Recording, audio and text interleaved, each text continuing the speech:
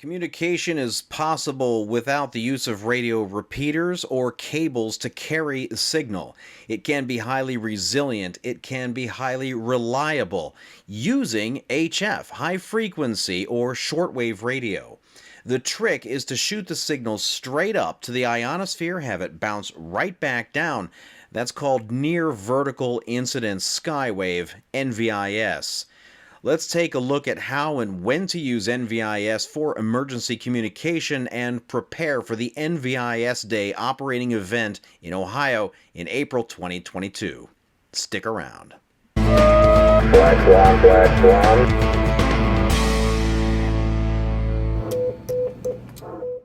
Introduced in 2015, NVIS Day is an ARRL Ohio section operating event.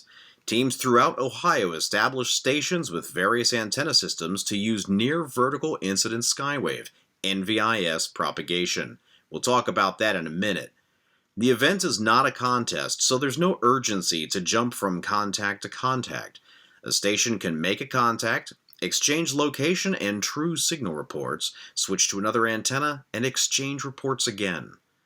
Operating at a park or other public location is great, as it gives teams a chance to work together and talk with others who wonder what is happening. NVIS Day 2022 is a simple event. As always, it's the fourth Saturday of April. This year, that makes it the 23rd of the month. To participate, operate anywhere from 10 in the morning until 4 in the afternoon. Use up to, but no more than 100 watts of power. Establish a station, get with your club, Aries, or Oxcom team to do so. It's more fun, there's greater learning opportunity. Once you're there, you'll want to get your location. You're going to need the 6 digits of Maidenhead, go to the subsquare, that is, and that's more typical for VHF than HF, but we're focused on short distance, so this kind of precision makes sense given our goals here. Set up various antenna systems, the same type but different configuration, maybe different configurations but the same height. Team configuration can be such that you have a radio operator, a logger, a spotter, and of course a grill operator. Make contacts with other stations and exchange. Again, the 6-digit Maidenhead subsquare, power, and the other station's reading on your S-meter. Now, this is fun, but taken seriously, it's excellent training for serious work.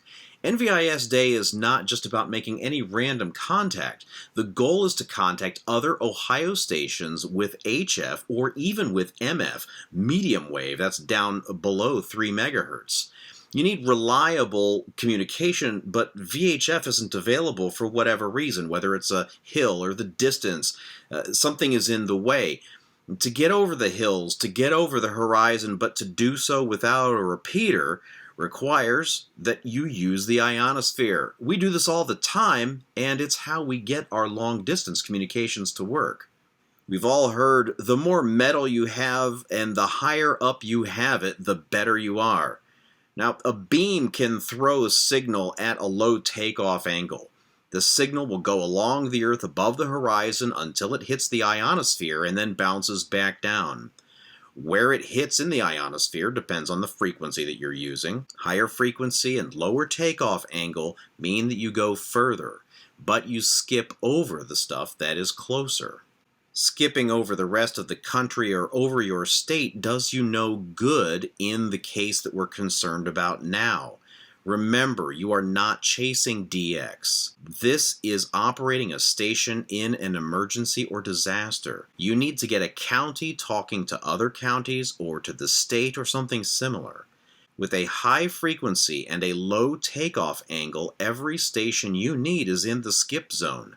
You're shooting signal right over their heads. Lower the frequency or increase the takeoff angle and your signal won't go as far. You'll skip less.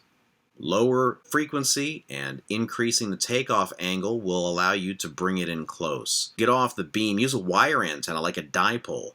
Make it parallel with the Earth, it will radiate the signal upward. It's not just cheap, but it's more effective for the purpose at hand. It's like having a repeater 300 miles above your area of operation. You send your signal almost straight up and it comes right back down. Near vertical incidence. Thus, near vertical incidence skywave, NVIS. So if this is so easy, what's the catch? Well, the catch is the ionosphere is not exactly a geosynchronously orbiting artificial satellite that is going to be always in the same place there for you. The ionosphere changes, so conditions also will change. Daytime operation is different from nighttime operation. Summer is different from winter. Solar cycle year 1 is going to be different from solar cycle year 6. And in case that's not enough, there's also space weather. We have a big flare player, some fast solar wind, and a solar storm launch that might be partly Earth-directed. Those stories and more in the news this week. Yes, space weather. The good news is that you can get the forecast. Dr. Tamitha Skov's forecasts have rightly earned her considerable attention in the communities that know they are affected by space weather. This is not a dry recital of indices and sunspot counts. She explains what's happening and likely impacts over the coming hours and days. She brings infectious energy and enthusiasm for the proper study of what remains a mystery to most of us. I'm going to put a link to her site below so you can check out her stuff. For the immediate purposes, though, we often need just a little bit of information. What we need to know when we're setting up an emergency or other field expedient station is where we are and where the station that we need to communicate with is. Then all we need to know is going to be our best frequency range to use. One good source that I have found is the Hourly Area Prediction, HAP charts, from the Space Weather Services at the Australian Government's Bureau of Meteorology. I'll link to those below so you can follow that as well. These charts show us from various stations what the best frequency to use to cover a particular location is. This participating New York station shows at 4:42 in the morning local time, the best coverage within the state and even down to Ohio is 3 MHz, shown in red. The yellow shows 5 MHz coverage, skipping that area and going down to South Carolina, Georgia, and up to Chicago, and that ring is yellow. 5 hours later, things are quite a bit different. The same close coverage is now showing around 6 MHz in that olive color, with a much smaller area, with up to 8 MHz filling in the rest of what was the 3 MHz coverage area earlier in the morning. Another 4 hours later, things are quite a bit different again. These are obviously approximate, and many factors will influence the coverage. Also, the station is not in Ohio, so looking at this will give us some idea of how things might be working in Ohio, but it's obviously not an exact match.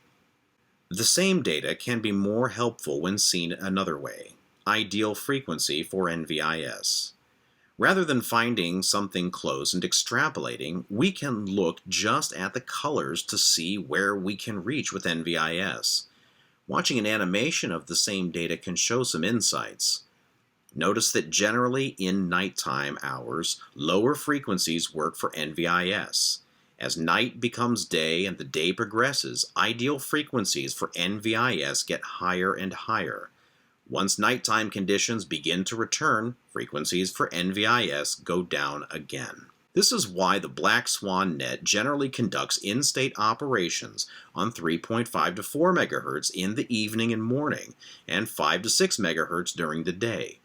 Net control can adjust to adapt to the conditions of the day, but the defaults work most of the time. These are great maps, and they're great when you have internet access, but what do you do if you don't have internet access? Well, first of all, you should practice regularly. That'll let you know how things are generally going at various times of the day and quite recently. So if you lose internet access, you've got the experience of the past few days or weeks to help guide your decision making. Next, remember that yesterday's operating location is really just a place to start your guesswork. Do not assume that you know. Remember, it's called space weather, and it can change. Now, get a station up, start to listen. Are you hearing stations that are too close? Are they too far away? You need to adjust your frequency accordingly, and you might also need to make adjustments to your antenna system. You need to have a high enough frequency that you're going to reach out far enough to hit your target, but you want to make sure that it's low enough that you're not overshooting it. In an operation where you're working in state, like we see with these NVIS Day registered stations, we can see the need to work short distances. The most distant stations will be only a few hundred miles apart. This is the kind of distribution that we are likely to see for stations working after a disaster. This is clearly a job for NVIS. So when it comes time to get that station up, you want an antenna that's going to give a high takeoff angle. Wire antenna in a tree can be very effective. A field expedient mast can also be very helpful. Try a wire at 1/10 wavelength to no more than 1/4 wavelength above the ground. Something like a horizontal or inverted V should work well. Remember that NVIS Day 22, it's not a contest, so take your time. Make sure that your logs are good, so they are going to be meaningful for later study. Now, if you're feeling froggy, we've got a few additional objectives that you can try for NVIS Day. So these are extra, so don't blow your whole NVIS Day operation chasing after these.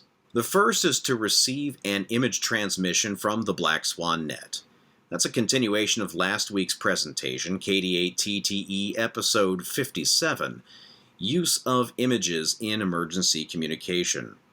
You don't need to transmit on 5 MHz to participate. Just tune in and have FL Digi able to hear the audio. The second extra is if you want to transmit. You can send us a report of your activity for the day as a radio message either on the Black Swan net or via WindLink. See the details at the Black Swan ComX website. The link is below. After NVIS Day has finished, make sure that you follow through with a review of your action. Look at your logs. Do your contacts show better or worse reception of your station when one type of antenna is used by comparison to the other? Where is each antenna working better? Where is it worse? What surprised you about the operation? What went best for your station, and what tricks did you discover that you'd like to share with others? Jamie Clifton, KE8JLG, gave a great report on her 2019 operation. I'll have a link to her article in the Delera newsletter below. Now, she described her antenna. It's a wire antenna for 40 meters. It was up about 10 feet at the maximum, with the ends up at about 18 inches and 12 inches. She described her operation. She had a visitor, someone who came and saw what she was doing, asked if it was amateur radio, somebody who was interested. This is great. Again, it's not a contest, so we can take time to talk with people and help to encourage them and let them know what we're doing. Now, once she started making contacts, they were coming in from the Northeast, New York and New Jersey rather than Cleveland, Youngstown, and Ashtabula. Contacts to the South came in, Alabama, Georgia, Florida, North Carolina. Then again to the North and the Northwest, Michigan and Wisconsin. In the end, nothing from Ohio. Now, it would be easy to get frustrated and decide that things didn't work, they didn't go well. Well, of course, it's disappointing when we don't get the result that we're looking for, but that doesn't mean that it wasn't time well spent. A lot of operators do, however, get frustrated. They'll quit the task and they'll just start, horsing around on the radio, trying to do anything, some activity, so that they feel like they're doing something. Now, Jamie didn't just throw her hands up, though. While she didn't get the result she was looking for, she kept on going, and then she followed through by publishing her results. That's something that we can study and learn important lessons from. So let's take a look again very carefully. What I see when I look at this map that Jamie made from her logs is that they're all long, further away from the intended target. But if you look closely, they're not random. Relate these results to our earlier discussion. Remember, we got distance with low takeoff angle and high frequency. If we're going too far, we need to dial that back. Higher takeoff angle and lower frequency. She described her antenna configuration. It's very close to the ground. We know that she's not getting a low takeoff angle with that. So now the question becomes frequency. We need a lower operating frequency to get in close. The antenna was a 40-meter antenna. She didn't mention it specifically, but we presume that means she was operating in the 40-meter wavelength band, which is 7 megahertz. A lower frequency could bring it in closer, maybe 5 megahertz or maybe 3.5 megahertz. Then, instead of going deeper into the ionosphere and coming back to Earth at a further distance, the signal would bounce back from a lower altitude and stay closer. Do we have any other information to confirm that? This is where working with one another is such a big help. I checked my logs and see that I was operating at W8OMR/F that day. I don't have complete station logs, but my operator logs show the contacts that I personally made. And in fact, we can see my contacts were at 3.9 megahertz. This limited data set suggests that for that day, at that time, 3.9 megahertz was better than 7 megahertz for in-state contacts. This might mean a different antenna. A longer one would be needed to work well, but we are learning something important here. When there is a specific job to do, we need to configure our kit to address the job and know how to configure it. There are some important lessons here. One, amateur radio is a powerful service. It's frequency agile. That doesn't mean just a lot of channels, but we can move to completely different wavelengths when we need to. Two, we need to understand fundamental relationships like frequency and time of day and ionospheric behavior. Three, we need to know our gear and how to configure it to meet a specific job. Number 4, we need to practice. And number 5, NVIS Day is a great opportunity for that. Are you in? It's a chance for us to try near-vertical incidence skywave propagation, a critical capability for emergency and post-disaster communication.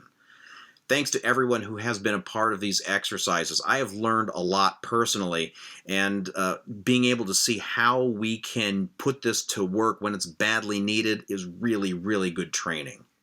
Please keep operating, and please keep sharing your experiences. The more that we learn and practice, the stronger and more viable amateur radio is as a public service. I hope to hear you on the air and to see your received images and to read your after-action reports. Check the links below for more information on the things that I mentioned. Like the video, share it with others, subscribe to the channel to make sure that you don't miss any of this. Thank you for training with me. This is Radio KD8TTE, out.